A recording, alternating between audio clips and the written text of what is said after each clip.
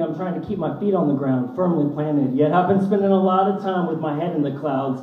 This all started a while back. It was a Friday. I found a lucky charm as I was taking the long way through the field of hopes, fears, and dreams. Something caught my eye in the grass far down. Lo and behold, I found a green clover, so I bent over to pick it up, and to my surprise, I realized my shoe had come untied. So I grabbed one lace and followed that string to a red balloon, and floated up and up and up, and then fell onto pillows in the sky.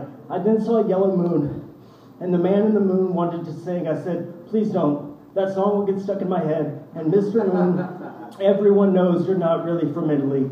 It didn't stop him. He sang, "When the moon hits your eye like a big pizza pie, that's amore." And then that cheesy bastard popped my balloon, and I started to fall back to reality.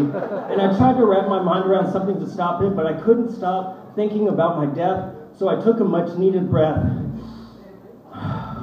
And I opened my eyes, and I snatched one of the pillows out from the sky, and I slid the case off quick, and I put it above my head, and I started to flow oh so very slow to parachute myself down to safety. Now, I have never held on to something so tight in my life, and I've never had keen eyesight, but the things I saw that night, well, God must have been holding a spotlight from a skyscraper in heaven, because I saw people erratically, manically moving like fire ants, getting incinerated by sunlight through a magnifying glass, being held by a curious child who looked a lot like myself at age 7, laughing uncomfortably loud to himself out loud. And strangely enough, I started to laugh at myself, question myself, and second-guess myself. What am I doing? I am one of those ants, although I am up here and they are down there. But aren't we all searching for the same thing? Living and breathing, building colonies, working as workers, trying to live lives, looking for that right king or queen? I mean, is it my place to cause pain and suffering in someone else's life and magnify it for my own pleasure? No, it is not.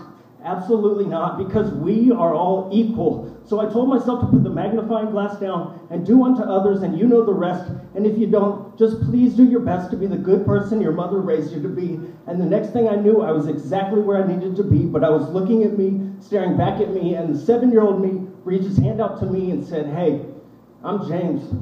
And I took his hand in mine, and I said, "Hey, I'm Bucky." And he put his finger over my lips and said, "Shh. Did you hear that sound?" Confused, I said, "No, James, I didn't." He said, "Bucky, your feet just hit the ground." Thank you.